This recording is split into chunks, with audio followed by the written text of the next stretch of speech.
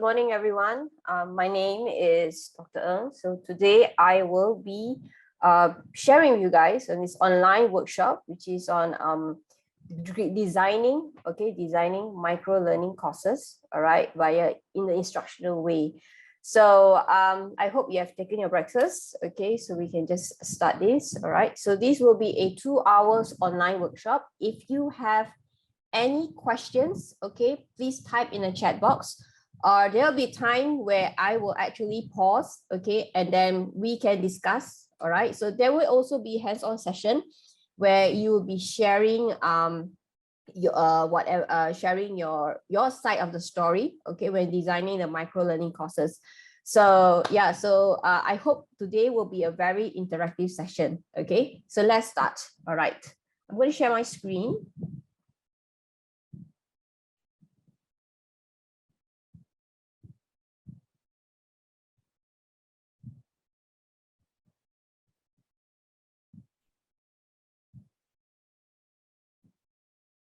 Okay, so instructional practices for engaging micro learning, right?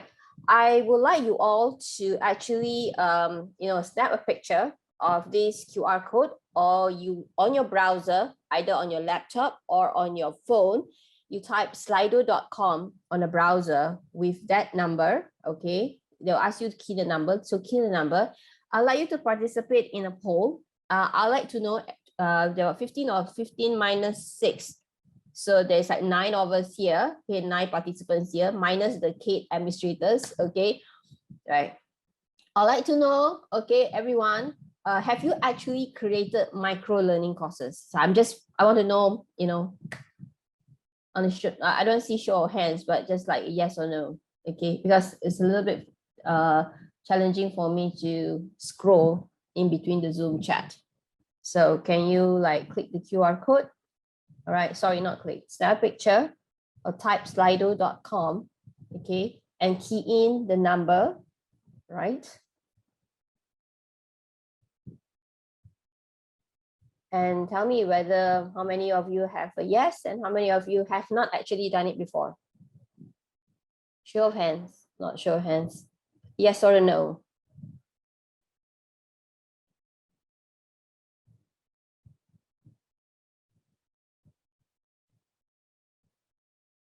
Okay, so far 2 replied no. All right. How about the rest of you?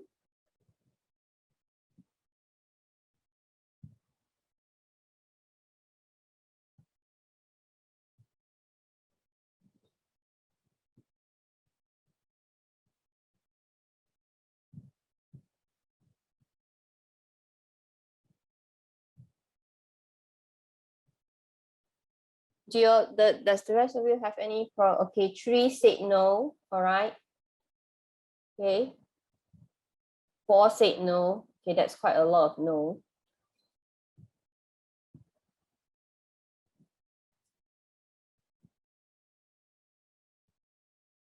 Okay, 4 said no. I hope the rest don't have any issues accessing to Slido. Right. 5 said no. Okay, right. The other 3 more. I actually can gauge the number here because I can see how many of us. All right. Okay, anyway, let's go on. Okay, so I would assume a majority have not actually created micro learning courses, but I assume that you all may have created with the help of your e-learning department, okay, may have created courses in your LMS, basically your whole subject course in your LMS. Okay, right, let's move on to the next one.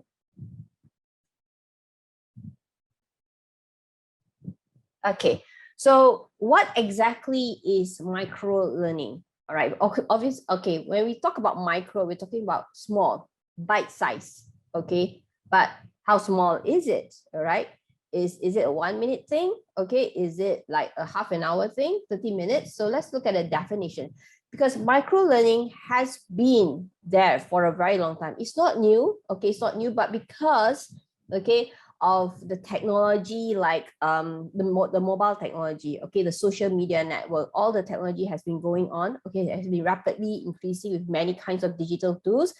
Micro-learning has picked up, okay, micro-learning has picked up.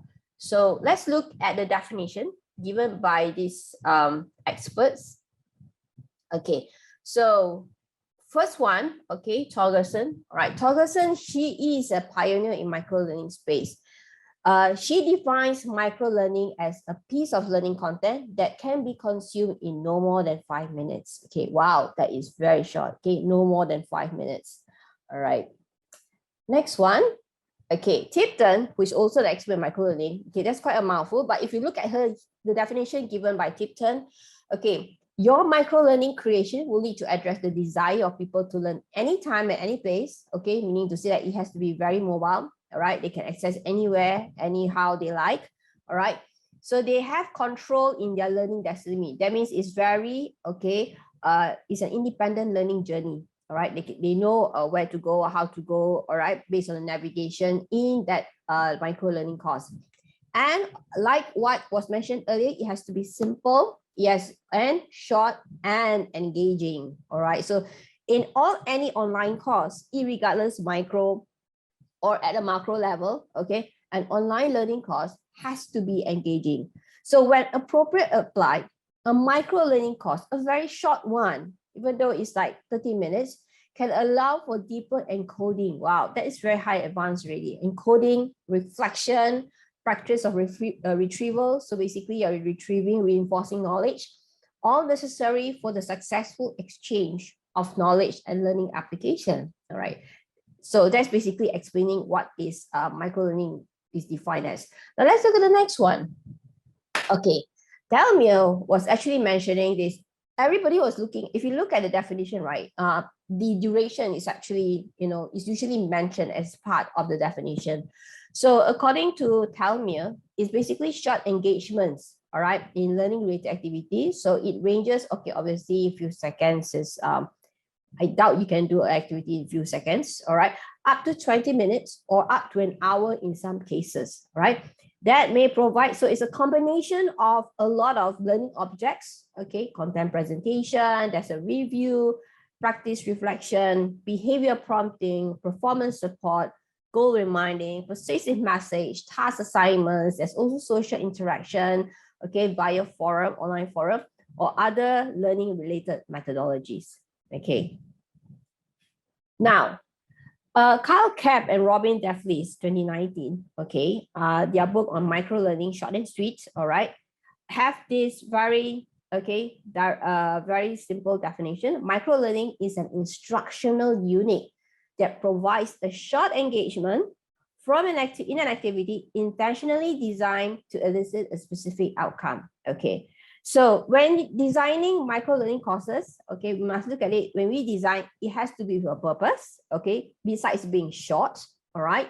And it has to actually fulfill, all right, the specific learning outcome, okay, that hopefully the participants will get, okay, the participants will actually, receive by the end of the day, all right, by the end of the course, sorry, not the day, right? So this is something where we need to think about as you design micro-learning courses. Okay, so don't worry. So as I'm talking around here, if you have any questions, just put it in the chat box. I will actually visit the chat box, okay? So let me give you a few examples what exactly micro-learning courses look like, or platforms that provide micro-learning courses. Okay, so let me show an example. All right, this is something free. Okay, I'm not sure whether you all have actually seen it. Google Primer. All right, so Google has actually come out with very short, extremely very short courses. Okay, this one is accessed via Android, okay, where it's a mobile app that actually offers you short courses on business planning. All right, you should all go have a look and download. Okay, it's actually managed by Google. So this is something they have come up with quite some time already. Okay, the next one. All right, this is Highbrow. Highbrow is something, it's also a micro-learning course, okay? So it's a website that offers, short courses, all right? Basically, theirs is about 5-minute lesson, but unfortunately, this is a paid course. You have to subscribe to the course. So they deliver it to your email, okay, and then you actually learn those courses in bite-sized pieces. So theirs is like a 5-minute lesson. All right. Now, this coming to is something that you will be familiar with. Okay, I'm sure all of you have seen Khan Academy.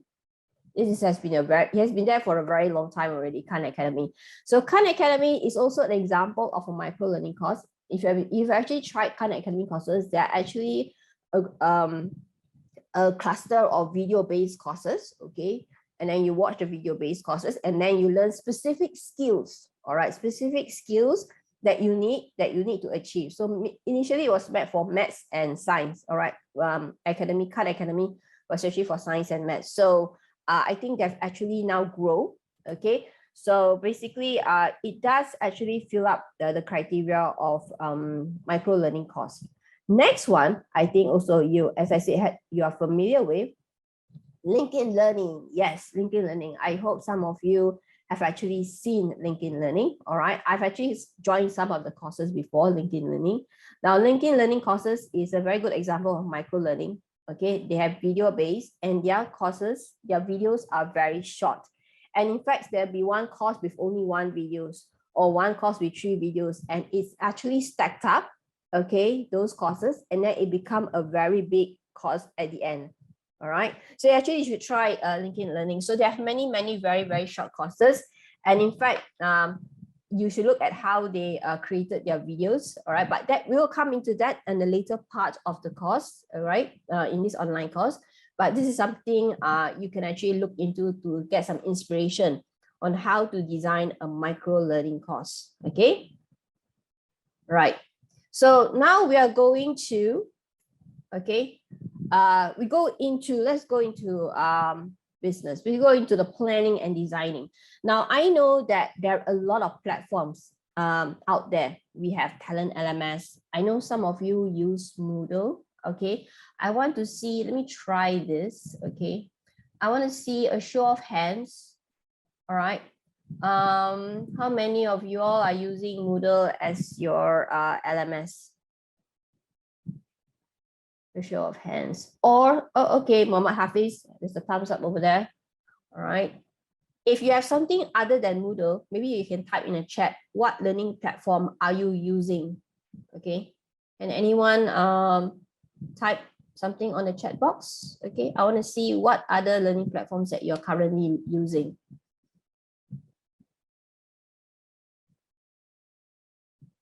Because micro learning course, okay, because some of you might think, oh, do I need to invest in a very, expensive micro learning course platform, okay, to actually cater for a micro learning course, right? No, you don't have to, okay.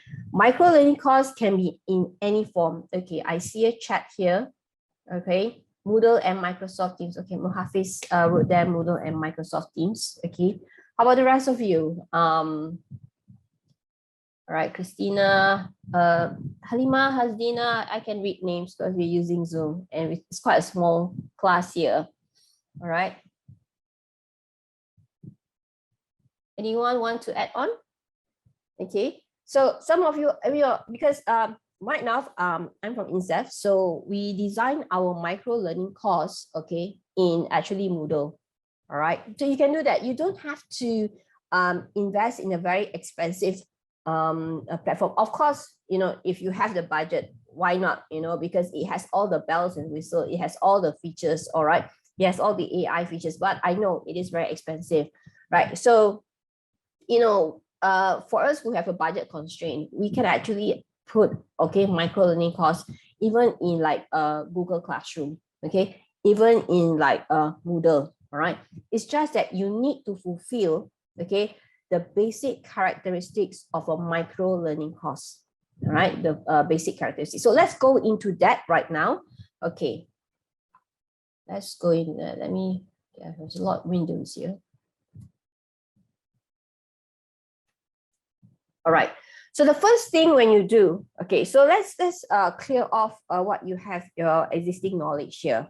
All right, because I know some of you have designed courses in the LMS and we use it for your normal courses. Okay, so there are certain things, all right, that the steps are still similar, but in terms of the content and how it's designed is very different, okay, from the usual macro course that you all are designing. Okay, so the first thing is, all right, when you design a micro learning course, obviously you need to know, you need to do a few analyses here.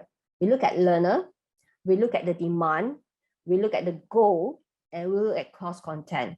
All right, so let's see here, okay, because when you do a micro learning course, let's imagine you have such a big course. All right, micro learning means you take one of the topic, okay, of that huge course, and you turn it up into a course itself, into a micro learning course. All right, so for example, you have like 12 topics. All right, you have 12 topics in a course, so you pick one, and that one will be a micro learning course, because micro learning, okay, is meant for short learning, short time learning. All right, and therefore the learning outcome has to be achieved, okay, within that short duration of time. Right. So when in my experience, because in SAF, we actually create micro learning courses. So when we create micro learning courses, we actually take topics that we feel that the learners need to know.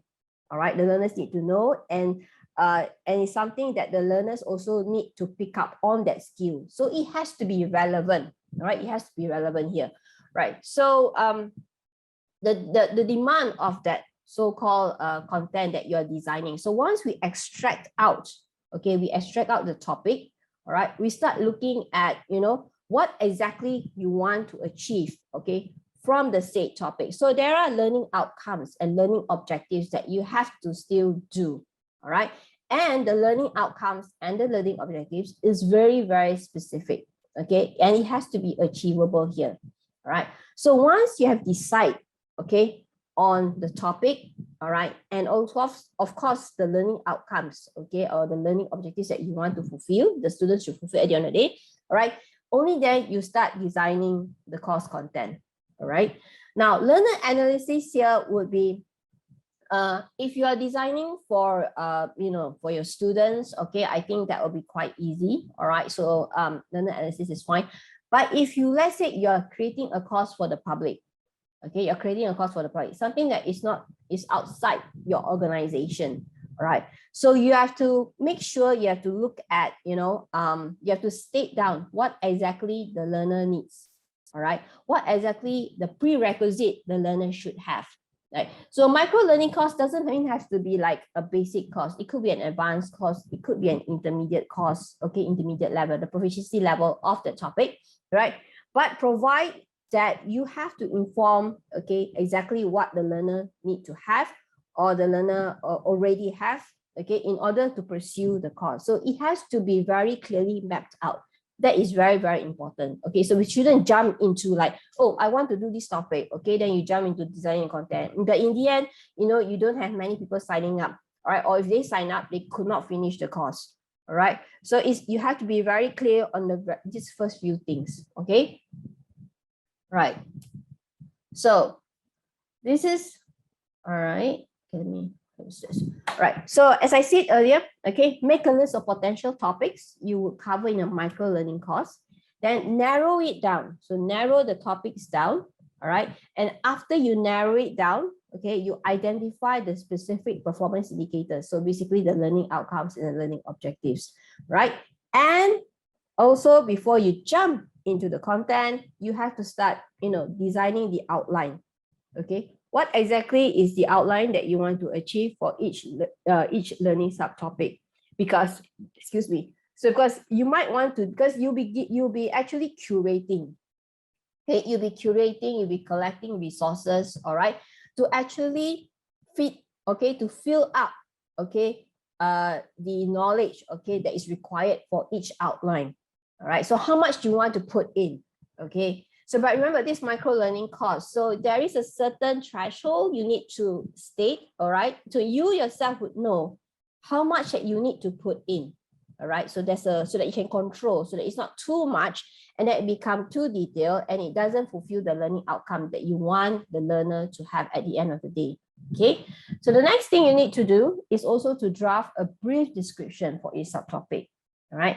So because then you will know, again, all these things will actually help you. It will actually guide you, all right, on designing, okay, a micro learning course. So all these are actually very necessary, right? And then after you have done the first 5, okay, only there you start, determining, okay, what do I want to put in? Should I put a video? Should I put a podcast? Should I add in a ebook, okay, or e-files? All right, should I put in infographics? Okay, what do I need to put in quizzes? Okay, will I be putting quizzes after each topic or after all the topics that's being covered? All right, so these are the things, okay, that will actually help you. So it's very, very, as I say again, it is very crucial to do these 5, okay, first.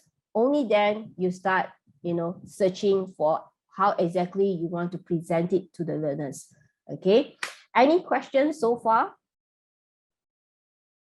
from the audience? Anything that you would like to ask? No question? Yes, I heard some. Hi, Dr. Ng. Okay, hi, Mabah Hafiz. Yeah, I would like to ask, for this micro-learning, are we designing this course in the asynchronous online format, or it will also have the synchronous one?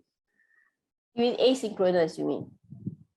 Yeah, asynchronous. Are we designing asynchronous in terms of that everything is recorded and we don't have anything live with the student? Yes.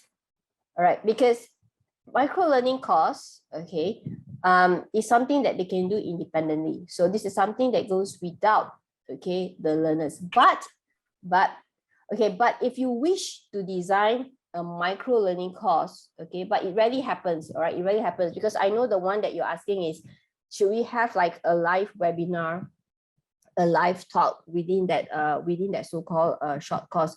You could have that, all right, you could have that, but it is very rare case. Normally it's pre-recorded and then you put it up on the so-called LMS, okay, or whatever platform that you're using.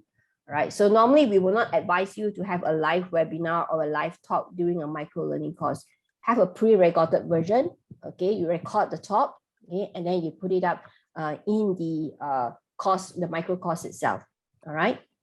Okay, so in terms of the interaction with the learners, we could have like a forum in which we can reply to them at any time, right? Yeah. Yes, correct. You can do that, right? So the forum, and of course, when you put in forum, you all have to be very, you have to decide, all right, how many forums are you doing? And would the forum, because when you design forum questions, ultimately, it has to answer the learning objectives. It's not putting for the sake of, oh, I need to have forum to have interaction. But an interaction without a purpose, micro-learning course that you want to design will fall flat. All right, so it needs to have a purpose. Why are you designing the forum? The answer not because you want interaction, it's because this interaction that you are having, okay, will help them, all right, achieve the learning outcome. So everything goes back to the learning outcome, to the specific skills that they want to learn. Okay, so okay. You have to remember that. Okay, Hafiz? Okay, thank you. All right.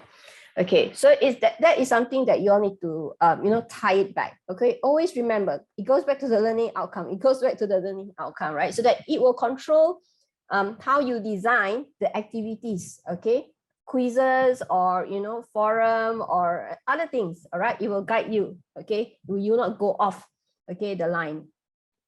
All right. Okay. So let's look into the design here, right? So like macro course, micro learning also need to have an instructional design designed. Okay, so what do I mean by instructional design here? Okay, we look at writing style. We look at questions here referring to the referring to learning activities. It refers to the quizzes. It refers to the forum. Okay, this is a question. All right, graphic layout and aesthetic, video, okay, and storyboarding. So storyboarding is actually part of the video itself. All right. Now let's look at writing style here. Okay. So again, I'm sharing my experience and also based on the experience that I've seen how people do their micro learning courses, right? So when you start designing your micro learning courses, you already have the topic, for example, you already have like exactly what you want to write, okay? What are the materials that you want to put in? So, and then you decide that, I want to, write down, create the course, the micro learning course, and I want to add videos as well. So here, when I refer writing, it refers to the things that you write, the instructions that you write in the course, and as well as the script writing that you do, all right, when you start creating the video. Okay, because this too is very important. Preparation, you need to write before you start, the course itself, or you start recording everything. So it is very crucial to actually start drafting the content first. Okay, so here we call it as scripting. All right, we call it scripting. So when you do your scripting, why we advise, okay, we strongly advise, before you start recording, you need to write down your content so that you actually would know, okay, what exactly are you writing? Is there any redundancy? Okay, is the text too long? Because remember, as a subject matter expert, we actually know that, oh, I understand the whole thing. But from a perspective of a learner, someone who has never taken the course, someone who is going to take the course without actually finding you, hey, I don't understand, can you explain to me? Yes, those things are missing. So when you start writing, when you start scripting, okay, it has to make sure that the learners, all right, will be able to navigate, will be able to understand. They will come out and say that, oh, I have to watch the video again because I don't understand. Oh, I have to reread the navigation. Where am I supposed to go to? All right. So all these things has to be eliminated. But remember, okay, you as a subject matter expert has to think in that shoes. All right. So I'm not saying that some of the technical words you have to make it layman, okay, because technical words sometimes, okay, at times in a technical micro learning course is necessary. But how do you write in order to make them understand, okay, clearly, okay? Now, so here that, okay, when you do scripting, all right, for a video, okay, let's say you want to record a video, all right, or even a podcast, okay, it actually saves time. All right, when you do your film editing, okay, when you do the recording, all right, it saves time because you will know what to write. You won't like pause, oops, okay, have I repeated this? Or should I add in more things, So it gives that kind of control, containment here, okay? And it will also help avoid communication gaps between, in case, all right, your organization, okay, some organization, they have the budget means, okay, to have a recording room, okay, to have a recording team, all right. So, you have to make sure that the content that you have, okay, it's streamlined according to your IDs or your video editors who's going to help you, design your video after they have finished the recording. So that is why it's very important, because I believe there are some organizations will have instructional designers to help design the video. After you have done the recording, they'll design the video, they'll put in a PowerPoint for you, okay, right?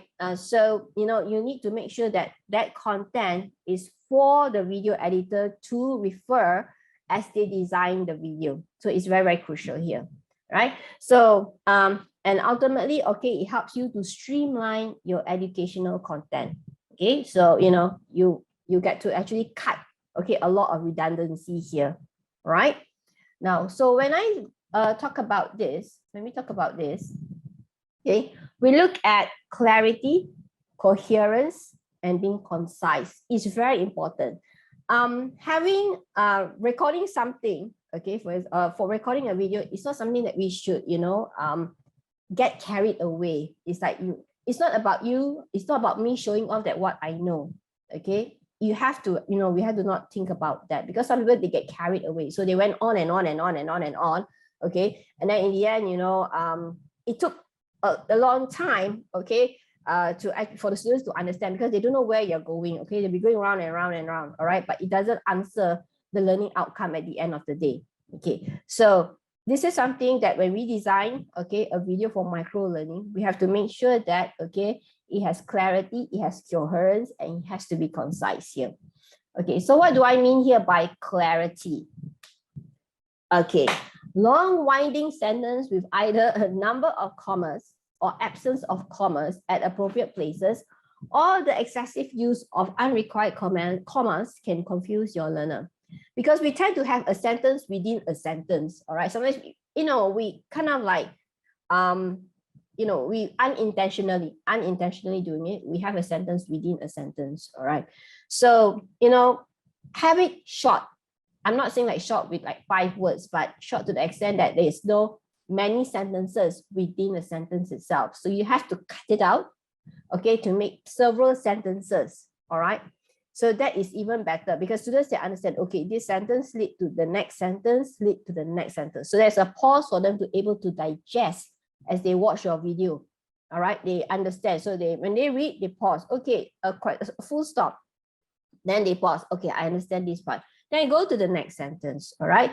So remember, that is what clarity is all about. Okay, how about coherence? All right, what is coherence? So coherence, as I say, that you need to be logical, okay? And the quality here, it has to be consistent in that sense. So then there is a flow, all right? Because as I was saying just now, if you don't write script, you tend to like go round, round and round and round. And finally you come back to the, the square that you intended to, come back to. So it is very important, right, to be coherent. So scripting helps you to do that, okay? And also to show that there's a smooth flow, okay, that is being presented in the content. So it's a unified thing. They can see, like, they actually see that this is journey A and go down, all right, to journey Z. They know, okay, where to go, all right, how to navigate in the content or the video that they watch, right? So it is very, very important to have coherence, okay? And the next one, okay, you need to be concise, okay? Right, so concise here, okay, to the point where you aim at conveying more without using unnecessary words. So basically, that if that 5 words can represent by 1 word, you use that 1 word, okay? So, and this is to tell you that you have to be careful on redundancies, all right? So I'm going to share with you this, okay? I'm going to share in a chat box, all right? So we have a chat box here. I have a file which I want to share, okay? Hold on.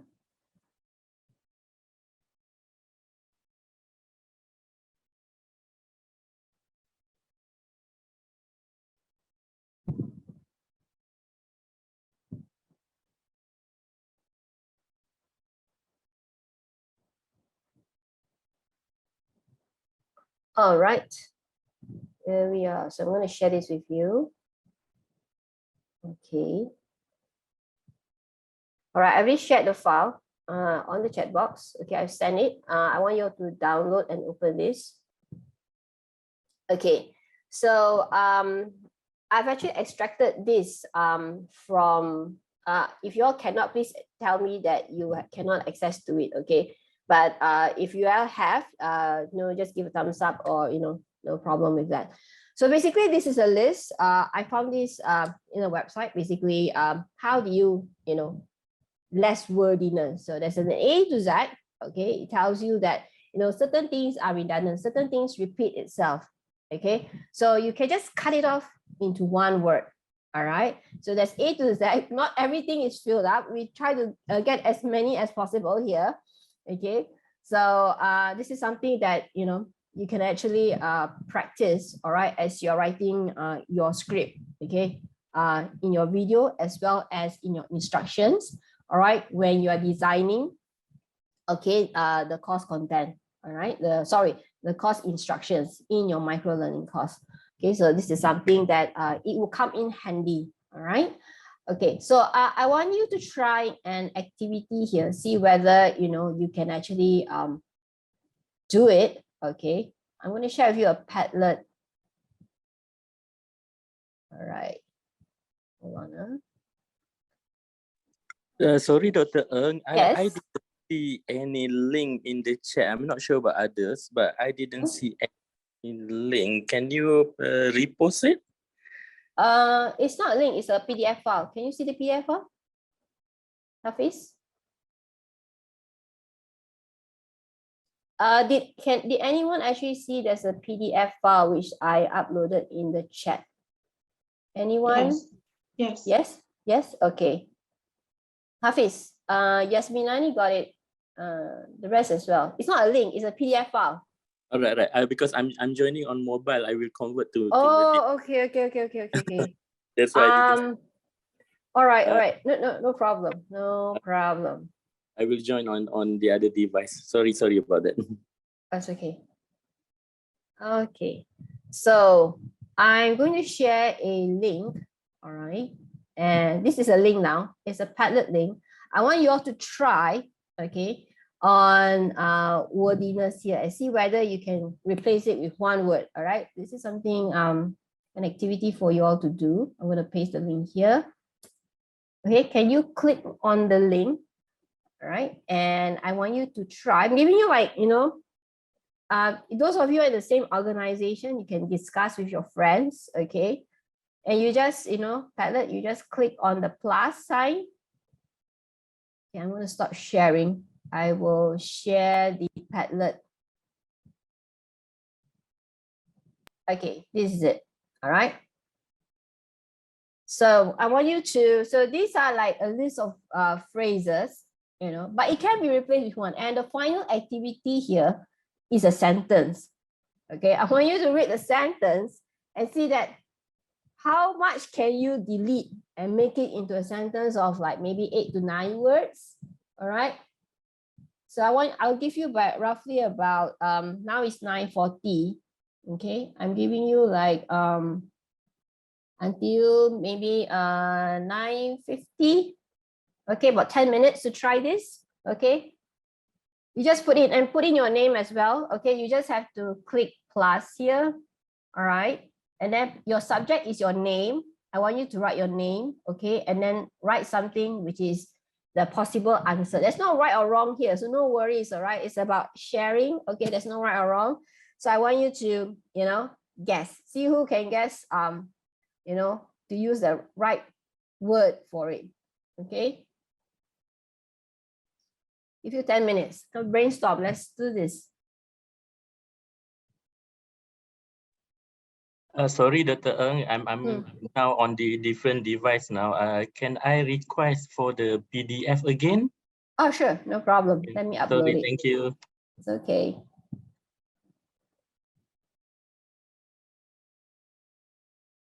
Okay. All right. I got it. Done it. Hafiz, you get it? Yes. Thank you. Right. So I want you all to try. Okay. The next activity. Okay. I hope you all can access to the Padlet. So the Padlet, our response, we just click the plus sign there and write our suggestion. Yes, but but you must remember, the subject is your name. Okay. Write something incredible is your answer. Okay.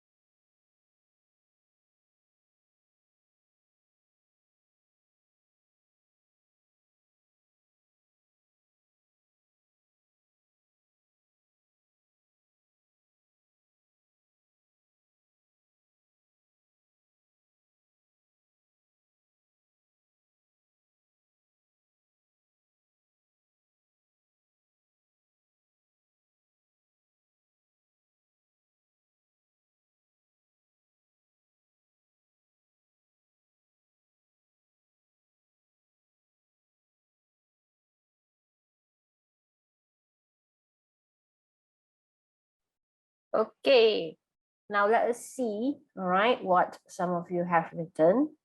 Okay, so the first one, those who are still writing, for the last question, so far 2 has replied.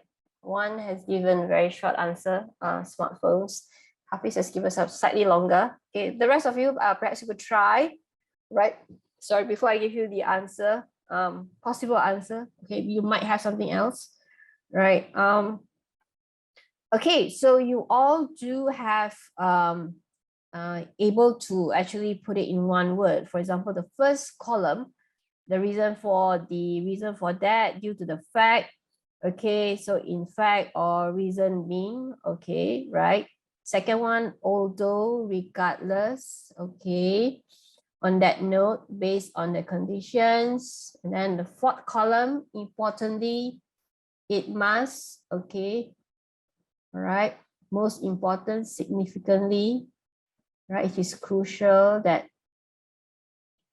all right, so you all basically get it. Okay, that's very good. All right, how about the last one?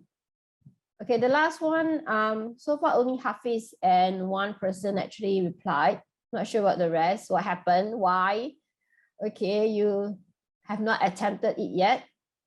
Okay, so due to the fact that access to internet is actually, it's quite worthy, right? It's quite worthy, but you know, sometimes when you write this, you know, unintentionally, you will be like, oh, it makes sense, I understand it, but for a learner who has not actually take up your course, they might find it, oh no, I don't understand. This is the kind of sentences that they have to read over and over. In fact, if you put it in a video and you're actually reading this, right, they have to actually play the video over and over until they get it, you know, so that should not be the case. All right, so right, let me give you the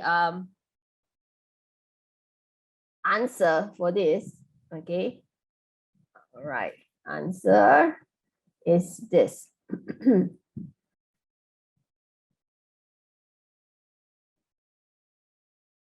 Okay, so this is the answer given. Okay, because the internet is available in most places. It's available, sorry, I have to, oops, let me edit the thing, edit post.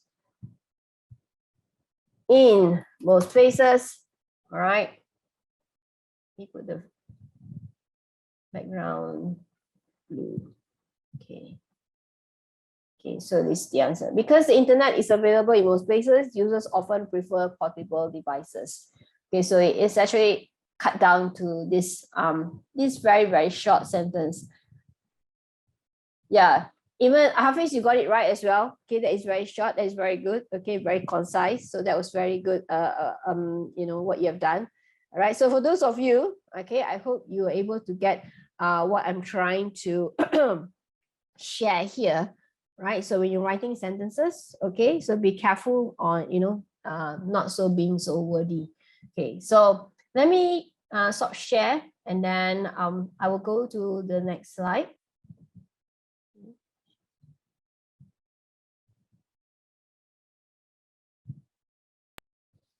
Okay, so now we talk about writing. Okay, so you must remember the clarity, the coherence, and the being concise. So we now looked at, okay, here, the question, right? So it is very important, okay, to have questions, as in also known as activities, okay, in terms of like quizzes, all right. If you're using Google Classroom, you're using Google Quiz.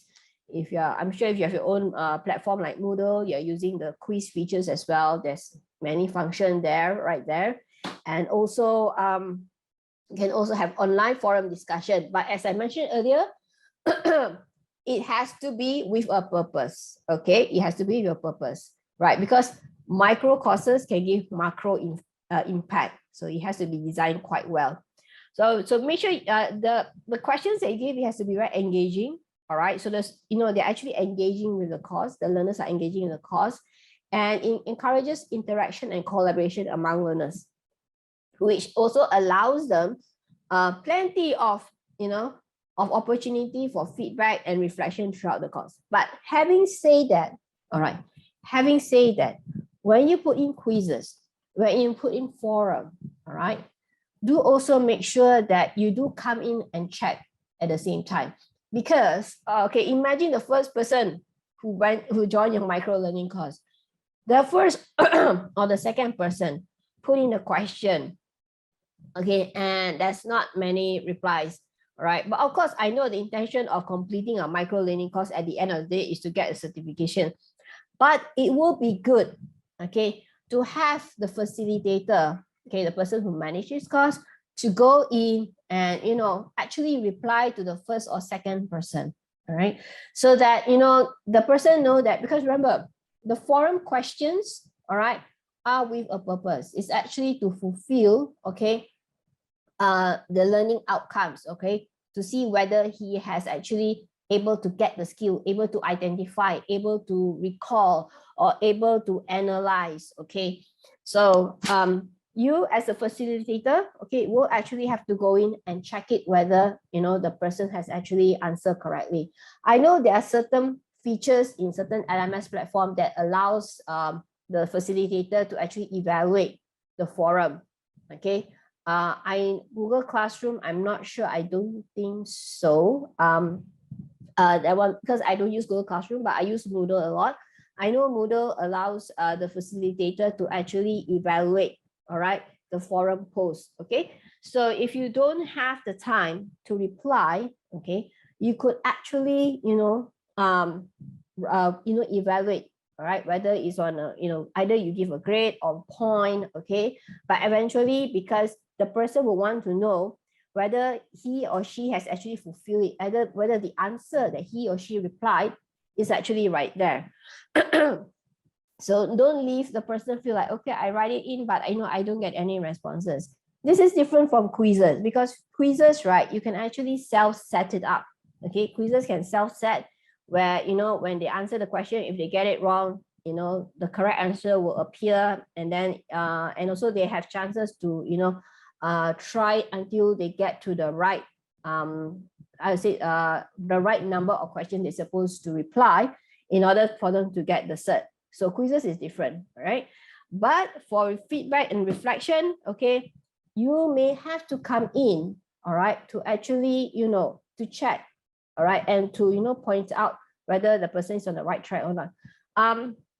So prior to this, okay, because I know that if a micro learning course, all right, start to, like, you know, grow, you have so many students, expand, you know, a lot, and this is different from having a usual course, you know, in your class where you have, like, you know, one semester and then you just forget about it. But this is different, because micro learning course is there, it's open out there. There's no time duration to close it unless you close it, okay, unless there's a duration. But if there isn't, right, you would have to check. Now, if you don't have the time to do it, it will be good, okay, it will be good to have to employ a teaching assistant, right, to actually go in and check your micro learning course. Okay, because I know that there are lecturers who have to set up micro learning courses and they don't actually have the time to look into feedback, because I do know they are teaching, they are doing other administrative stuff as well. So having this micro learning course is an additional work, all right, because some of them who actually hire, like for example, like edX and FutureLearn, right? They have such a edX and FutureLearn is a MOOC platform. Initially, it was a MOOC platform like Coursera.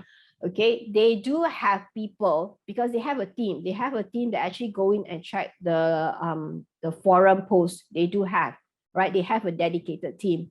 But unfortunately for us who have a budget constraint, we actually use Moodle, for example, or Google Classroom. You might have to actually go in and check on yourself, okay? Or you hire someone to help you check on the replies, all right? Because or not, you know, you wouldn't know whether the person has actually achieved it or not, whether, you know, because you do need to actually check, okay, to see whether the person has achieved what you actually put it out there, the learning outcomes, all right? Okay, right, so the next one, okay, next one is graphic, okay, graphic layout and aesthetic. It is very, very important, okay. I would say it's priority, but it's as crucial as having your learning outcomes right there. Okay, because, you know, I believe that most of your audience are adult learners, but I'm sure there are who a demographic is between like 20, okay, who knows their age of 18. Okay, it depends on the age, all right? It depends on the age. But okay, right now in this era, okay, where people are so exposed to videos, so exposed to TikToks and Instagram, all right, visualization, color, okay, plays a very important role. You kind of escape that, okay? So the first thing that you need to do is, all right, you need to identify the purpose of your graphics, okay? So this is not a chance, this is not the chance for you to show off I'm very artistic, but you have to put the right graphics, okay, according to the right cost. So this is, for example, here, we actually created a cybersecurity awareness program, okay? And then so we actually choose a banner. So we actually always have a welcome banner, okay, in every course that you have. I know Google Classroom can have this, Moodle also can have this. I believe other platforms will have the opportunity to be given that as well. All right, so have a banner, okay, right, to have like, this is the course. So you choose the right banner, okay, and even the pictures that you want to show, okay, to explain about the the content of your course, all right, or even like if you design videos and you need to add images, okay, so choose the right image, okay, that actually bring meaning or to convey a message, all right, that will help students understand or help them to navigate in the course, right? So it's very, very important. All these, like as you can see, we have banners. I believe you all have heard of Canva, all right? I think some of your organization may have subscribed to Canva. So Canva, I would advise, for me, it's very good. Okay, I advise you to sign up for Canva. Even the free version has its basic features is good enough because they have a lot of templates, a lot of photos. All right, so you can use it. Okay, if you have trouble, okay, deciding what pictures to use and everything, Canva is a good place for you to start. All right, for you to help you in actually identifying the right images. Okay, all right.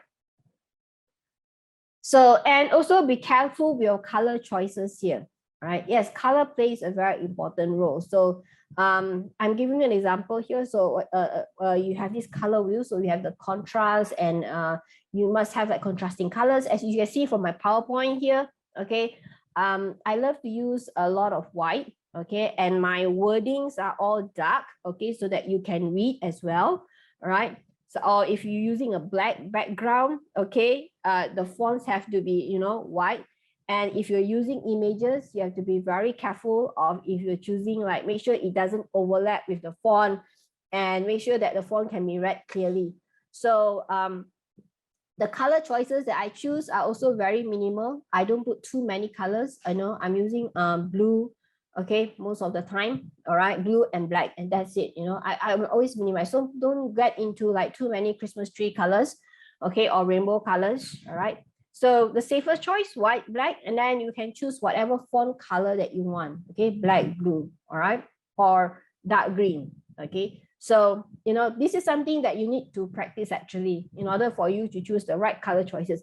And when you choose that color choice, all right, you will stick to that color choice throughout the whole course. For us, what we did is each of our micro learning course has a color theme, all right, has a color theme. So for example, when we did cybersecurity, our colors, we use all blue, okay, we use all blue. And then when I was designing a course for Wakaf, okay, I was also using blue, a dark blue but of a bit lighter shade. And then when I was designing Sharia courses, I was using green. Okay, so yeah, so that is like my color combination right there. So it's like, green and white, blue and white. So I'm actually very careful on the color that I choose. Okay, and in fact, the color that I choose represents the course itself, okay, the meaning of the course, but that is quite that's actually optional. All right, so it means that you don't have to think much about it, but as long as you have like the colors, like simple color, three colors at most, okay, use and make sure you be careful with the color contrast. I think you're quite safe, okay, you're quite safe. You know, some of them, some organizations, they actually pick colors that represents their organization colors. Yeah. So some of them, you know, they have red. Their organization is their logo is red. So their theme of their micro learning course, right, or their online courses is all red. Okay. So it depends. Okay, it depends. All right, on how you actually want to. Okay. Choose your colors. All right. Okay. Now, obviously, this is also very important. Do not mix and match different graphic types. Okay. If you are using clip art, please use clip art all the way. Don't mix it with like mix clip art with actual photos. Okay, because there's no uniformity. All right. Because the important part when you engage learners in micro learning courses, right, it's not just the content itself. It's also the aesthetic part of it. You know, it has to be very pleasing. You know, they don't think so much about, oh, there's so many, you know, a lot of images that use and all different types of images, and they get very, you know, it's actually quite uncomfortable to look at. You know, and a minute it was a cartoon look like clip art, and a minute it was like, you know, the actual photos, you know, and then there's like a combination of different. So it's quite a hassle actually. It's not very nice to look at and digest the content. So it is good that you stick to one. If you're choosing clip art, use clip art all the way. But if your course requires you to choose, okay, photo images, then pick all photo images. So make sure, but it depends on the course, okay? It depends on what kind of courses that you're using, all right? And as I said earlier, images have you use, because images sometimes actually send a clear message. So if I know there's some courses that require you to choose actual photos because the students or the learners can actually see, you know, all right, this is how it looks supposed to look like. So they have a uniformity in how the thing actually looks like. All right, and that helps a lot. Okay, so when you pick like photos, right, so make sure that the photo size that you pick, okay, the size, okay, has to be M, medium range, medium size, to L. Okay, do not pick S. All right, so small size. So there's a lot of, I believe you will be aware, there's a lot of platform that have free copyright photos like Pixel, okay, they do have, all right. And even there's some organization, Smithsonian, okay, if you have heard of Smithsonian Museum has actually released, okay, photos, all right, from their vault, I would say their vault, okay. So these are digital photos that you can take and download. So if you go to Smithsonian website, okay, you can get like royalty-free photos that you don't have to worry about copyright issues at all. Okay, so you should actually try that. All right, Smithsonian photos. Later on, I will share with you, okay, the palette with all the resources that I mentioned, so that you can actually go back and, you know, have a look at it and try it as you design your micro learning courses. Okay. So so this is one example. This is what I mean by, you know, you don't mix and match different graphic types. Okay. All right. Also pay attention to navigation graphics. Now, navigation graphics, yes, it's actually important as well, because, you know, when the learner go into your course, right, okay, they need to know what exactly they are doing. So sometimes images like this navigation image or icons, okay, will actually help them to see that, oh, this is important. Oh, this is what I need to do. It actually helps with the understanding as well. So besides being aesthetically helping to understand, okay, it actually brings out the message even further. So for example, okay, this is one example that I'm giving. So as I said that we actually designed a cybersecurity course. So I actually told my we have a team of graphic designers, video graphic editor. Okay, we have a graphic editor right there, one person, yeah. Okay, so I told the person that because it's cybersecurity course, right, and I would like to design my course in a way that they every time, okay, they go to each level, they actually finish one part, okay, of each level. So there is a sense of like, you know, they're actually completing their journey, right? So The first one, what is cybersecurity? Okay, instead of putting like any icons. So because cybersecurity, it means that, you know, we're talking about the images or icons that replaces cybersecurity will be like lock, okay, or computer screen. But to me, the lock will be the most suitable icon to use for cybersecurity. So I told my designer to design this, that, okay, for cybersecurity is a topic 1. So after they complete watching the video, okay, and finish the quiz, which is a 5 questions, okay, it shows that this is how much they have done. All right. Second part, how does cybersecurity affect me? Second topic. So as you can see, it's already a quarter.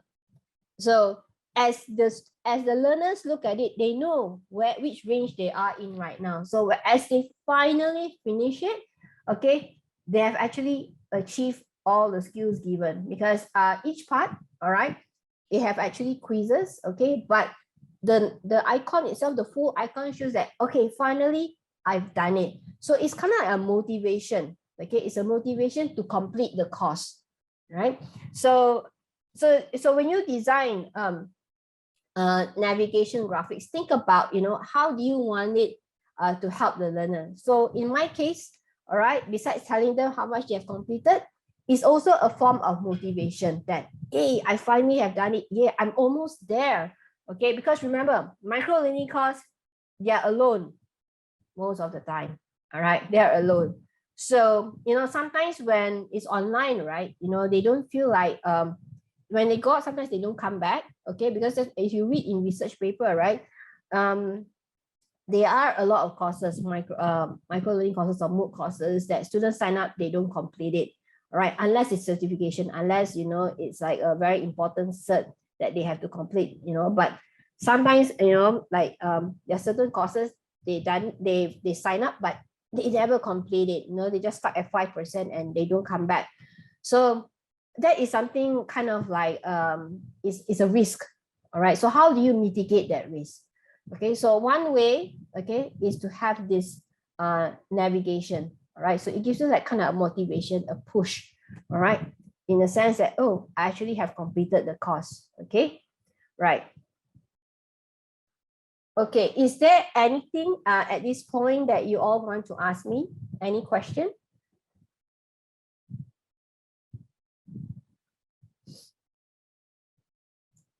Yes? No? No questions? Okay, right. Okay, all right, so no question, we go to the next one. Okay, so videos, right? Now I would know that most of the micro learning courses, okay, besides having like, there are some courses they have flashcards, okay, they do have actually get videos from other sources like YouTube, okay.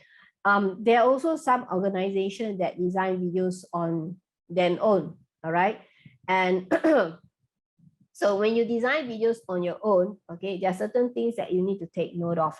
Okay, so in our in my in INSEF, when we design video for micro learning courses, right, we keep it short, we keep it short, and we keep it simple. Not simple as we cut out a lot of details. Okay, as you can see here, the videos that the snapshot of the video that I'm sharing with you. All right, we have like the speaker. Okay, this is actually the subject matter expert. Okay, the subject matter expert and the note. You can see the notes on your right side. Okay, the notes here, as you can see, they are not very wordy. All right, we just give point form. Okay, and some of the words are actually bolded. Okay, and as you can see, there's a lot of white space in the video. So I have a preference of the focus is actually meant on the speaker, sorry, the subject matter expert and the content. So the subject matter expert will actually speak and explain about each of the points. Yes. Why do I do that? Okay. Reason being because I want the kind of engagement, all right, the kind of engagement with the listener or the viewer, okay, with the video. Because as you know, basic rule of PowerPoint here, all right, or even reading materials. People read faster than they hear, all right? I'm sure you've heard of that, right? You know, viewers can read faster than they can listen. Okay, so I want to avoid that, all right, because I don't want to waste, like, you know, the speaker just, you know, read out from the text, and then that's it, you know, and then the person just read the text given and just go to the next video. So in order to have that kind of engagement, right, so I want, you know, to have just point form, and then the speaker will actually speak. All right, so when we design the video, okay, the speaker is actually speaking as though he or she is speaking to a person. So it's not like, you know, he has a script. We have a script actually. So the person read from the script, but while reading, okay, we told the speaker to, you know, read as if like you're talking to someone, read as if you're convincing someone or sharing a knowledge with that person. Okay, so that is how the video comes about. All right, that's how the video is being arranged. So it's basically, you know, very simple, okay, with all the keywords and the speaker. So all our videos have the facilitator, all right, at the side, not facilitator, subject matter at the side. Unless like there'll be a certain scene, okay, where we actually have to show the PowerPoint, okay, let's say a flow chart or whatever, okay, then we had no choice because we have to blow up the picture, because else they will not be able to see if it's just like one small corner of it. Okay, so when you design the video, okay, this is what you need to, you know, take note of. All right, so let me show you my points here. All right. So don't use too many bells and whistles. So the PowerPoint that I designed, I like any PowerPoint, okay, if you know PowerPoint rules, right? We don't use too much animation, okay? The animation that was chosen for this video, for this PowerPoint, is actually basically using PowerPoint, all right? We didn't use any other high-end kind of like Adobe Captivate or sorry, you know, those kind of high-end video content tool, okay, video editing tool that we use. We just use simple PowerPoint, and then we convert it to a video. All right, and then of course I have my video editor to add in, okay, the person sitting next to it. So there's a second layering right there, right? So so the thing here is, okay, I don't use too many animations in the video. All right, it's either appear or wipe. That's it. I use the function or animation of appear or wipe. All right, because wipe is actually, if you look at the feature of in PowerPoint, wipe is actually a kind of a reading kind of animation. Okay, so I use that. All right, I don't use even transition. Okay, it's just, you know, slide after slide. Okay, and the person, okay, sitting next to it. All right, so we have to make sure that the audio is very, very clear. All right, audio is very important if you're doing it yourself, which you actually can. All right, if you have if you purchase Zoom, all right, you can actually record yourself, okay, with the PowerPoint at your back. Okay, you can even do that, but make sure that your audio is very clear. All right, so I know those of them who don't have, you know, a video editing team or a recording team, okay, so you can have to make sure that you invest in a good headphone, all right, noise cancellation, okay, because we want to make sure that the audio is very clear, and also a good video cam. Okay, so right now I actually invest in a video cam. It's not a built-in cam with the laptop, because built-in cam on the laptop is very it's not very clear, and sometimes it will spoil accordingly with the laptop. So that is why I invested in a webcam, okay, the one that has, you know, 4K or 5K kind of HD, okay, but the price is about 300 to 500, okay. So I invested in that, okay, so that, you know, they get very clear picture, okay, of me as I record myself, okay, right. And as I said, you know, you have an instructor in the video. I know someone say I am very shy to show my face, you know, but if you don't have, they call it disembodied voice. Disembodied voice here means you only hear the voice, okay, the voice over, but it doesn't have the person telling you. You don't see the body, disembodied.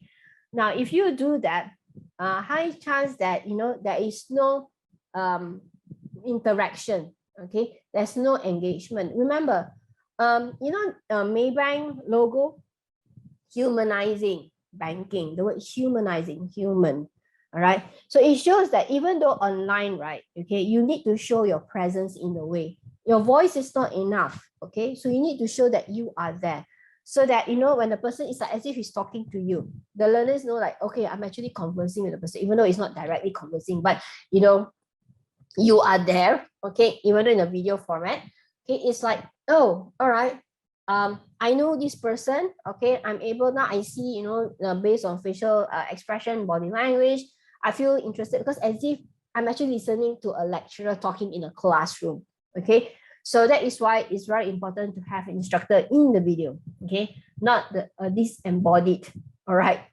video, the one, a voice without the body, okay. All right, let me see my chat. Okay, right, it's an attendance over there. Okay. All right, I'm going to skip to storyboarding because I realized I've only like 30 minutes. But I will share you the link of all the resources that I just shared earlier.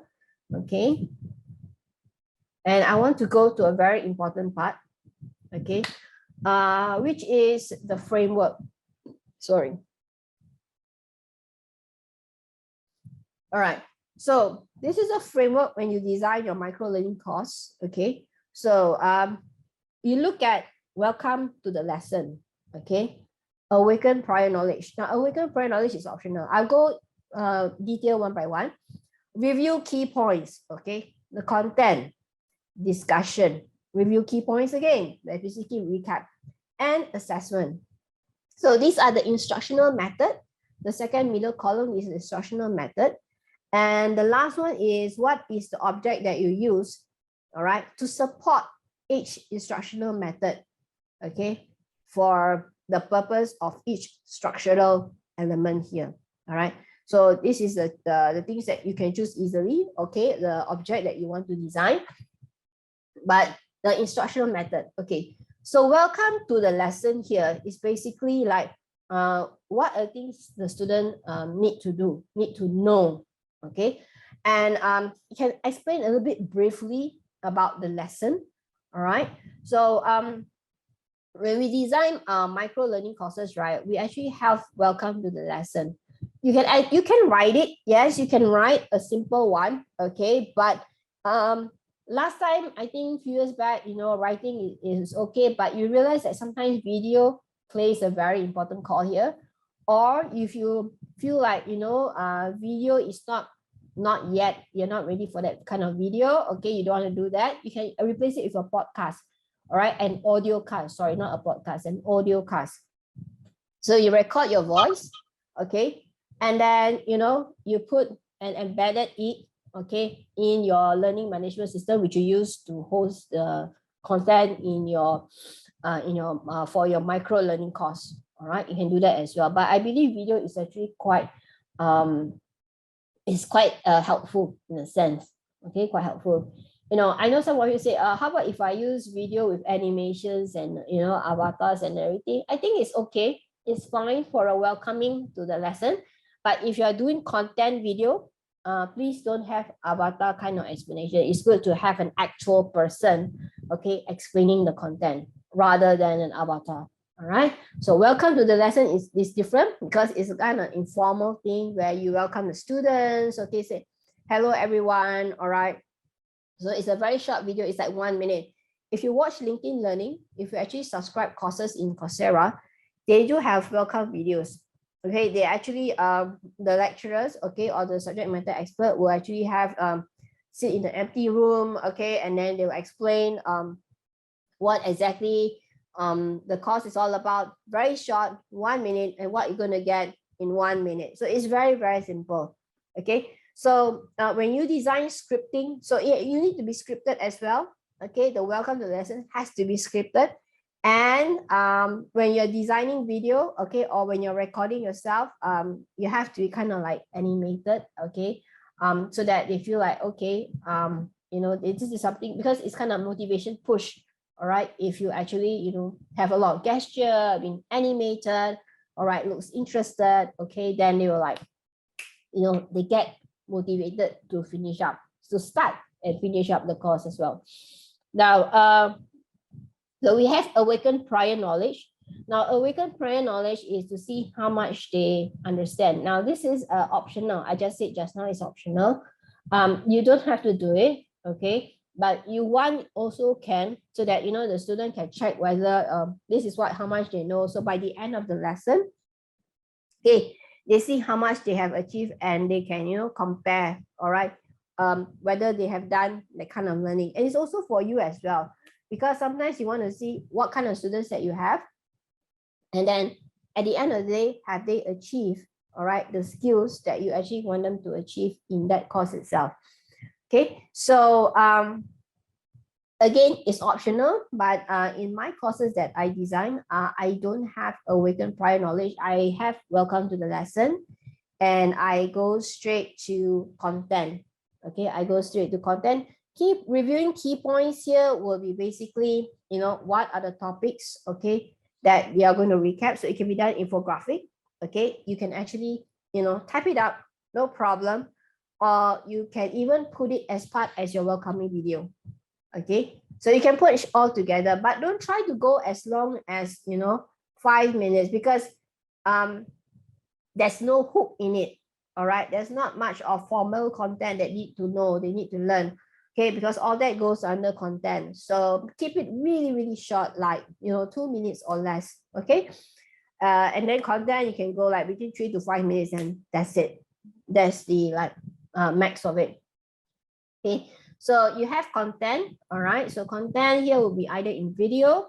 Okay, you have infographics, you have PDF articles. All right, so besides the video, so you have supporting, all these are supporting materials. You can put in links as well, but remember, there is kind of a limit. Okay, if you want to share, be very selective on what you're sharing. Be selective on the courses, the items that you want to share. So make sure, again, it's actually to supplement. All right, it's more on to supplement. It's not something additional where, you know, it's not necessary to know, no need to know. It's just like, you know, additional things. All right, but it's a supplementary that they need to know. Okay, it add to the need to know. All right, and it will help them to understand better. So it lock that.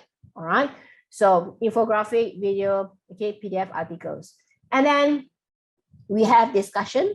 Okay, reflective discussion, group discussion, debate. Again, it depends. All right, so, you know, I would also only advise, okay, reflective discussion, no group discussion.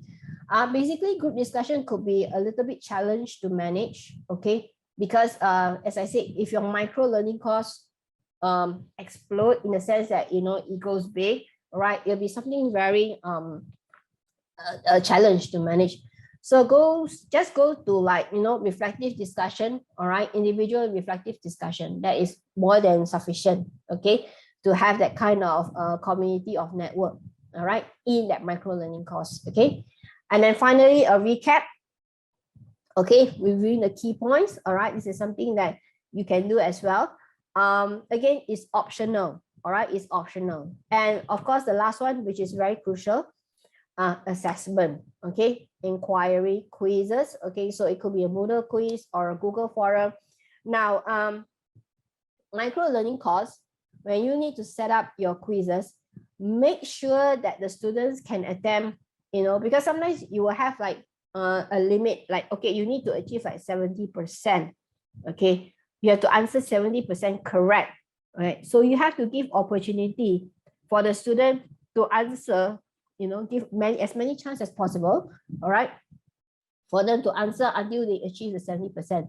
So they will have many trials. Okay, many trials, many opportunity to answer over and over until they reach 70%. Okay, so you must set to that kind of selection. All right. Now, when you set the video, okay, or your content, all right, the topics, allow them to actually, you know, watch, you know, as many times as possible, because micro learning course, right? Besides being short and simple, besides being, able to access anywhere, anytime, it is also a self-paced course. All right, it is a self-paced course. So they don't have a duration when they can finish the course, when they should finish the course. All right. So when they sign up for your course, or when they purchase to sign up for your course, all right, they will have like plenty of time, because remember, these students are all adult students. Okay, they will be working and they will have additional commitments out there. So you will need them to give them some time for them to finish the course. So it's basically self-paced. All right, and then they can go back and rewatch the videos over and over until they get it. Okay, until they understand, until they're able to answer your quizzes, as well as your, it could be a project, a mini project paper that they have to do and submit. All right, so allow them to have that kind of opportunity. Okay, now I want you all to do an exercise. Okay, Arina, okay, I have a question here. Is there any difference between teaser video and welcoming video? Slight difference here. Okay, slight difference here. A teaser video will have a little bit of snippets here and there about the course. All right, that's a teaser video. But a welcoming video, okay, will not have snippets of the course. Okay, basically, if you watch like trailer, right, movie trailers, okay, a teaser video is similar to a movie trailer but smaller. Okay, so it doesn't reveal much. It just show a bit part. Okay, and then the subject matter expert explain. So these are the soft topics that I'm going to touch. Okay, and then you show like a little bit of the things that they need to, the videos that they will be watching. So it's very short, that kind of teaser video. Welcoming video will be very different. Okay, it'll start with, okay, welcoming the students. Okay, what they have to do. All right, and saying that, okay, there'll be quizzes at the end, please make sure, so you will have those kind of thing, all right, in the welcoming video. So there's a fine line of difference between teaser video and welcoming video. We don't book welcoming video before they purchase the course. Okay, or before they sign up the course. All right, so before they sign up the course, they want to know more about the course, so they listen to a teaser video. So once they join the course itself, they'll listen to a welcoming video. Okay, the subject matter expert welcoming them that, hey, okay, you're signed up for the course. All right, now you'll be doing this and this and this. Okay, and then there'll be questions and forums. So make sure you reply to your friends and things like that. Okay, that is a welcoming video. All right, do I answer your question, Arina? All right, no problem. Okay, so now, all right, I'm giving you an activity to do. Okay, I'm going to share here. I didn't, okay. Right. Okay, here we are. Okay, hold on, let me try again. Let me stop sharing. I am going to share a file for you. I want you to try and share it in a Padlet as well. Okay. All right. I'm going to open and share this file.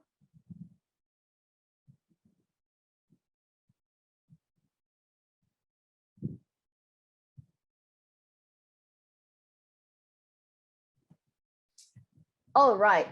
Now, so this is the one that you see earlier, the second page, but the first page is actually the one that I want you to try. Okay, it's called Mapping Micro Learning Course. Okay, I want you to try this in 15 minutes. Okay, I want you to pick a topic from, let's say if you are teaching Hafiz, what are you teaching? Tell me, what subject are you teaching, Hafiz? Microelectronic engineering. Okay, microelectronic engineering. Okay, give me microelectronic engineering. All right, so let's say that is not your course title, that is the subject you're teaching. So from microelectronic engineering, pick one topic. Okay, extract out one and then put it up as your course title, because let's say that is something, a micro learning course that you want them to focus, not for your students, outside, okay, outside your outside organization. And then once you have decided the topic that you want to teach from the microelectronics engineering, okay, write a brief description about it, the learning outcomes that you want to achieve for that particular topic. And because from that topic, there are actually several subtopics, okay, and each subtopics will have an objective to fulfill, all right, that topic. But you must remember, when you design, when you map up your learning object with the topics, all right, the main learning object that you want to put, okay, what is it? Most of the time people say video. I want to use a video to explain my topic, okay?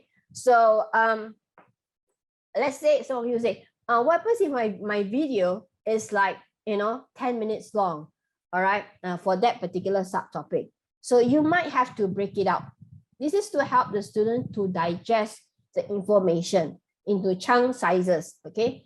So let's say the subtopic 1, all right, is the video is like 9 minutes long. So you can chunk it to like 4 minutes, but having saying that when I say 4 minutes, what I mean is you have to decide until what part the video is, okay? So maybe in that subtopic 1, there is a portion, you can do it first part, and then there's another portion, you can do it as a second part, all right? So don't make it like, when you finish recording yourself in the video, then it's like, okay, to be continued to the next video, it's like an abrupt ending, okay? Your video cannot have an abrupt ending. It has to tie up nicely as one chunk or subtopic 1. And then you say, okay, now we have covered this particular section A. Let's talk about section B in regarding to subtopic 1. So that is your second video, okay? So that is how you design your video itself, all right? But if let's say, worst come to worst, all right, you cannot break it out, okay? You cannot break off the 9 minutes video, it's like when you, there is, cannot be avoided. Let's say there is a worst case scenario, you cannot break it, it would weird if you break it, all right? So if that does happen, okay, which I believe it will not happen so often, okay, then that is okay, all right? But make sure, all right, your 9 minute videos, okay, has to be quite engaging, because 9 minutes is actually quite long, okay, for something that is technical or heavy or something that they have not, so-called learn, all right? So make sure you design your video that, inside you actually explain, okay, and then it's like, you will make sure that they will actually finish it. But being a micro learning course, as I said earlier, okay, they have the chance, all right, to actually revisit your video. So there's a part where after they watch, okay, they watch this section, all right, then they'll come back, they'll continue watching, okay, that same video itself. So it is fine, all right?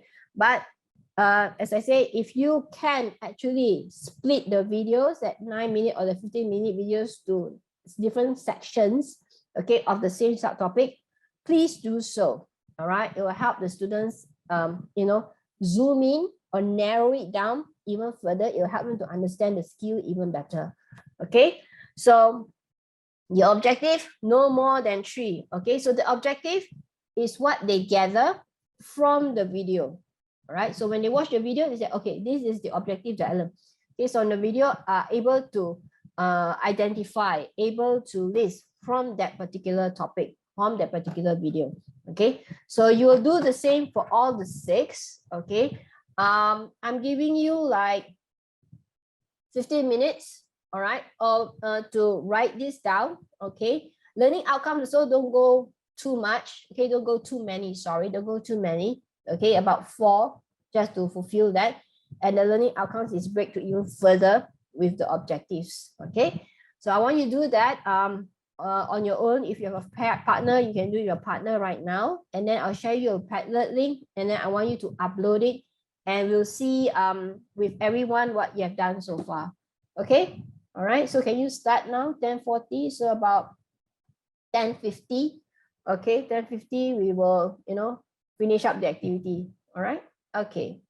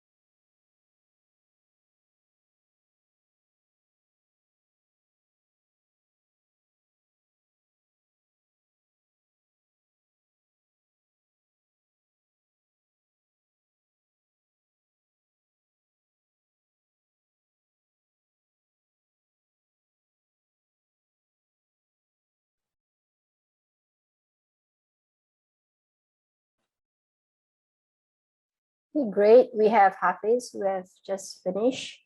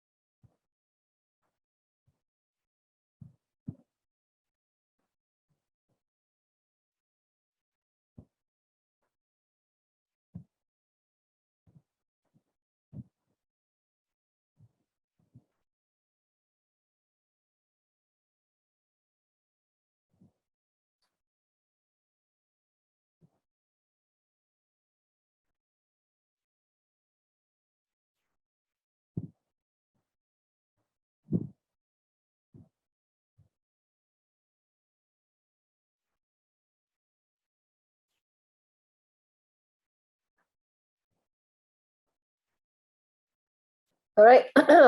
Okay, while waiting for the rest to start putting it up, okay.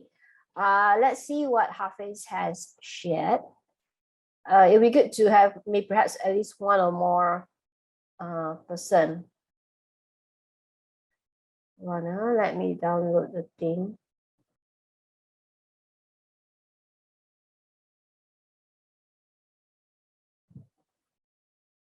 Okay.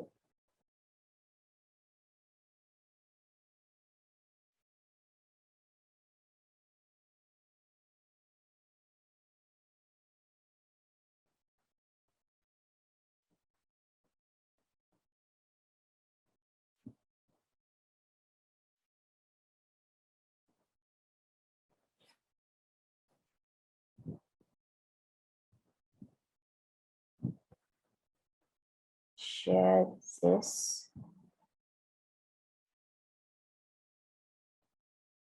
All right. Okay. Here we are. Okay. Right. So the course title from Hafiz's course is micro electromechanical system fabrication. Let's look at the description. MEMS, yes. The field of MEMS evolved from the integrated circuit industry. Is the engine behind functional integration and miniaturization of electronics. Okay, right. Week 2 learning outcomes. I believe you copy and paste this. Okay, so all right, so there's no, we have to remove the week 2. Okay, there's no week 2 over here. Okay, all right.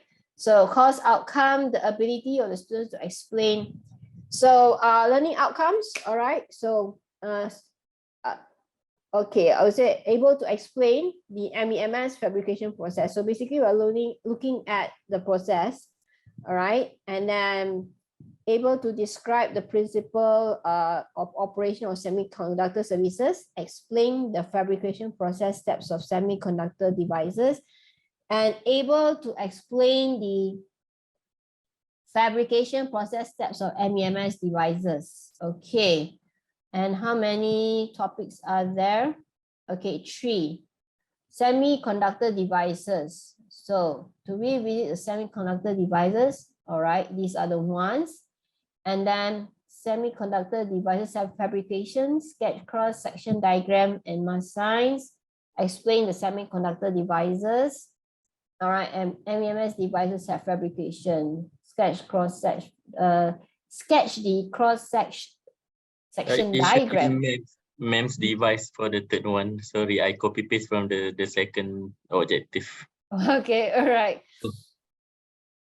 Okay, all right. So, okay. So basically, it seems that able to sketch. Do you want them to do some sketching? Is it? Hafiz? Yes. So Okay. basically, the device is the MEMS device. But then in the fabrication process, the MEMS device fabrication is actually originated from the semiconductor device fabrication. So these semiconductor devices, basically, this is the awakened prior knowledge part. They already learned this in the previous courses.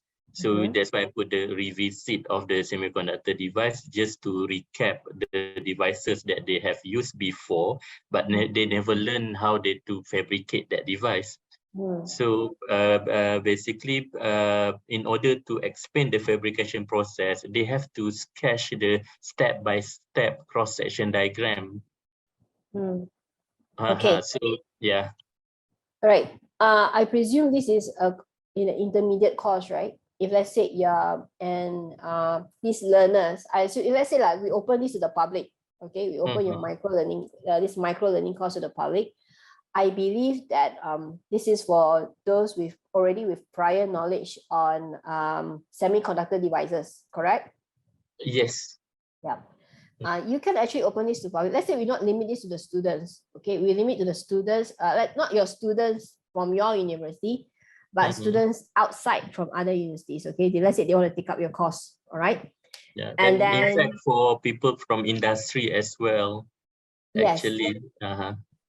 Yeah, that would be perfect. So I believe they will need to know this, if they want to, they want to build up their knowledge on this. So this is really amazing. I think you can have already one course of its own. It's just that maybe you already have the objectives correctly done. All right, it's already properly placed. Okay, it's very nice and very short in that sense. Okay, you have 3 topics, you have all the right objectives. Okay, so that they are able, you can see there's a flow there. You already have a flow, which is very good, right? And the learning outcome, okay. When you have the learning outcome, right, you don't have the LO 1, 2, and 3 is already part of the objective, correct? Okay. Yeah, actually, I think it's redundant there, maybe probably because the course outcome that I put in the CO1 is actually in this whole course we have 3 COs. Yeah. So this part is only covering to the first CO. I think I should only put the my CO1 as my learning outcomes, and all my LOs there should be in my objective, right? Yeah. Okay. Yes. Yeah. So since you're designing for industry workers, professional workers in the industry, and none of your student who is from another organization, you have to repurpose it a little bit, so you don't write it so academically. Okay. You write it because they are taking it, it's not like a university course, they're taking it as part of their skilled course. Okay, so don't make it over academic. Okay, because you still need to have the hook over there. All right, the objectives are fine, you can keep that, it's very good. Okay, but the description, you might want to explain a little bit more, like a hook. Why is it necessary for them to learn this? Okay. From here, what will they get? It's not about learning objectives. What will they be able to do? For their company, for their organization. So it's something brief there. Okay. Yeah. So very good. Are you planning to use videos for this? Actually, all the course contents are video based, but I'm using the H5P in which we can also have the formative assessment along the video. So meaning that I don't have a separate quiz inside there. In fact, for the revisit of the semiconductor devices, so I can do the drag and drop, where they can mix and match which devices and so on. It's just that for the class that I'm conducting, we do have the collaborative learning session. So I'm not sure because I don't think that I can expect people from various industry, they can have like one common time to work together. Probably I can do, I can make it as an individual task in which they upload their sketches and so on, and I give feedback in the forum style, something like that. That would be Because better. yeah. Mm-hmm. Yeah, because working industry people, as you said, their learning is very different from students. So what you propose is to put up their sketch. In fact, I'm not sure if you're able, because H5P, I'm not sure whether you're able to catch their, I'm not sure how your H5P works together with the LMS platform. So whether they're able to, detect and, collect the marks from the, their performance through H5P, right? Okay. So basically, Yeah. for formative assessment, what I have done before is we give them the chance to retry until they get all the answers correct. Then only the video resumes. So basically, if they reach until the end, for example, if I have 10 minutes video with 5 or 6 questions along the way, so basically, the first question, they have to answer it right, then only the video resume. So at the end of the video, basically, they get 100%. You don't need to actually control in that sense. You let them watch the video finish, because after all, they need to watch the video a few more times for them to understand how to do the sketches, right? So being adult students, you don't control in that sense. You let them the flexibility to watch the video several times. But the sketching part, you will give them chance to, practice, or, because this is not MCQ. The sketches are more like, formative type of project, which can be done through a micro learning. Because once they upload it, then you will get the sketch. You will actually evaluate the sketch and give back to them to see whether they're able to get the cert or not, the certification of achievement, right? Yeah. Yeah, I so, think the sketch part should be separate from the video. Yes. So because the video I can do other parts of the contents, but the sketching part I make it as a different assessment on the contents, I think. Yeah. Yes. So you have to control what kind of assessment you want to put in the sketching part, and of course you need to have the questions on the depth or the detail of the sketching question that you want to give to them as well. So because that's why you here is intermediate course, but what kind of intermediate level is this? Is it like the beginning intermediate, or intermediate or advanced intermediate? So you will be able to adjust and know who are the kind of students supposed to sign up the course, or who are the people in the industry can sign up for this course. Yeah. Yeah. Okay, excellent. All right. Okay. Someone else already put in. Okay, it's already 11:02. I'm very sorry that okay, someone put in. Yasmin had. Okay, can I have Yasmin, do you think I can have one more? Can I squeeze one more, or shall I finish the session already? 5 minutes later. 5 minutes, okay. Right. Let me share the last one. Okay. Right. Okay, so viruses. Okay. Now this is I'm not sure who put this. There's no name there. Maybe later on. This is mine, Khatijah here. Hi, Khatijah. Hi. Okay. So viruses are everywhere and play quite a significant role to our health. What history, where, roles, importance, control. Okay. All right. Now this is quite a lot. Okay, it's quite a lot on the topic of viruses. So you might want to select what part of a course that you want to talk about on viruses. Perhaps because you can see, right, there are 6 topics. In fact, the 6 topics, right, I would advise you to split it to 2 different courses. Okay, one will be like an introduction to, and also the title, you need to make the title a little bit more catchy here. All right. So let's say Yeah. you want to, you want to share it with your the public. Okay, you want to share it to the public, and then you want them to, let's say, focus on what exactly the role of virus. I'm sure perhaps related to their health.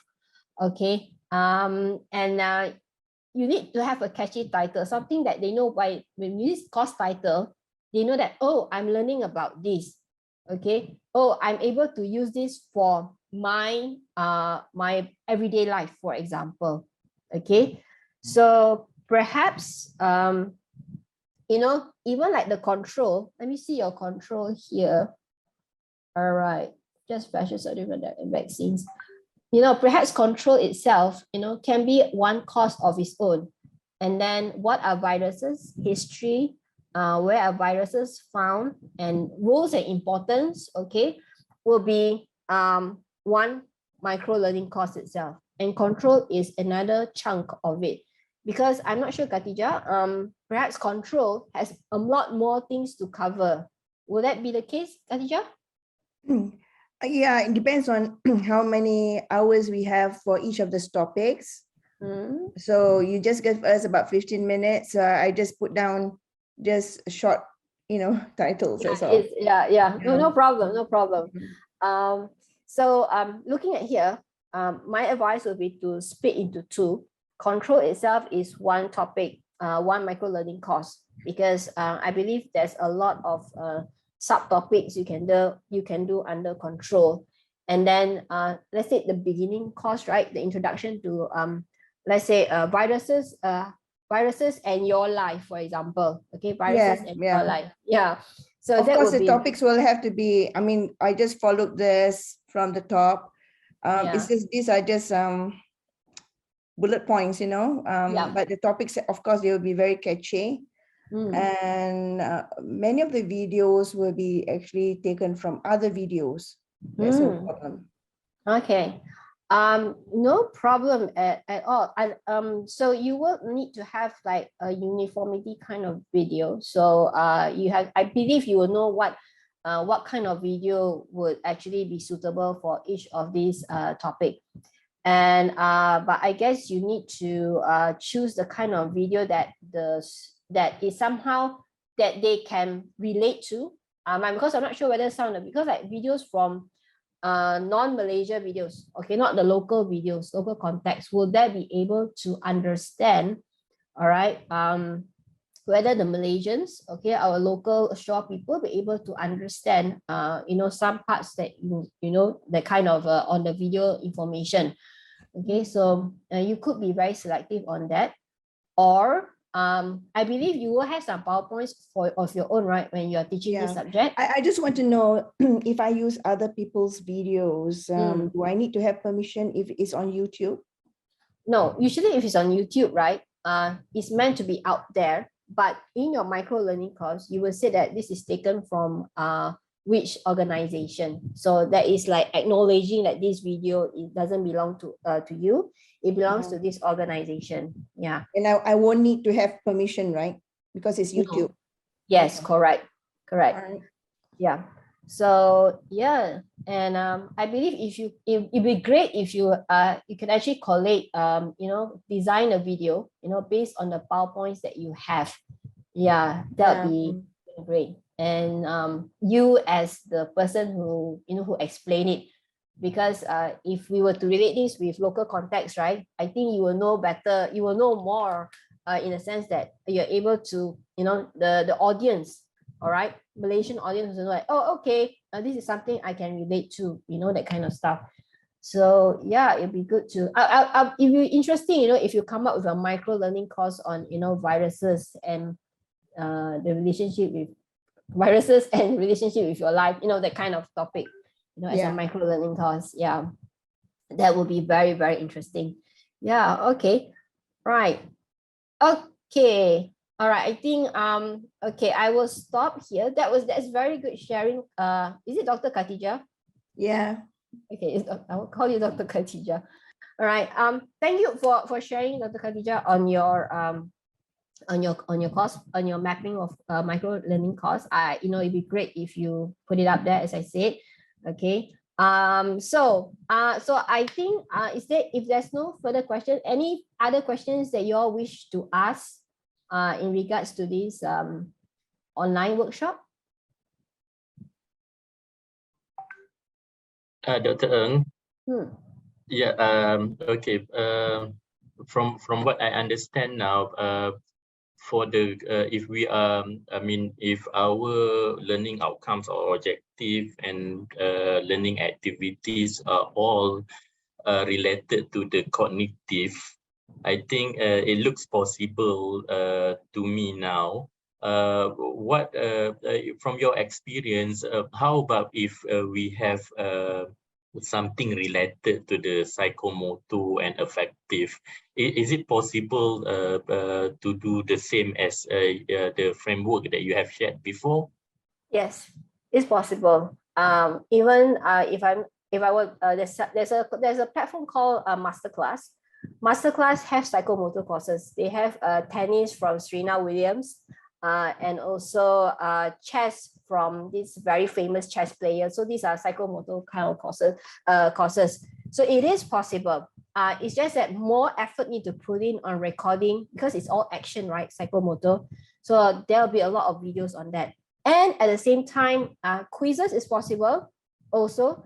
Again, but more time need to do with developing videos for answering those questions. Let's say you give a video on that action and ask you, is this the correct move, or is this the correct swing, for example? Or if let's say ironing, or I know you're doing engineering, right? So there's a lot of soldering and things like that. Is it possible? Yeah. So yes, you can have like soldering videos and ask them, is this the right kind of step? Okay, and then you ask them, what step should this person has done based on the video given? So it's very heavy video, even on the questions itself. Yeah, because it's on psychomotor. Yes. Ken. Okay, thank you.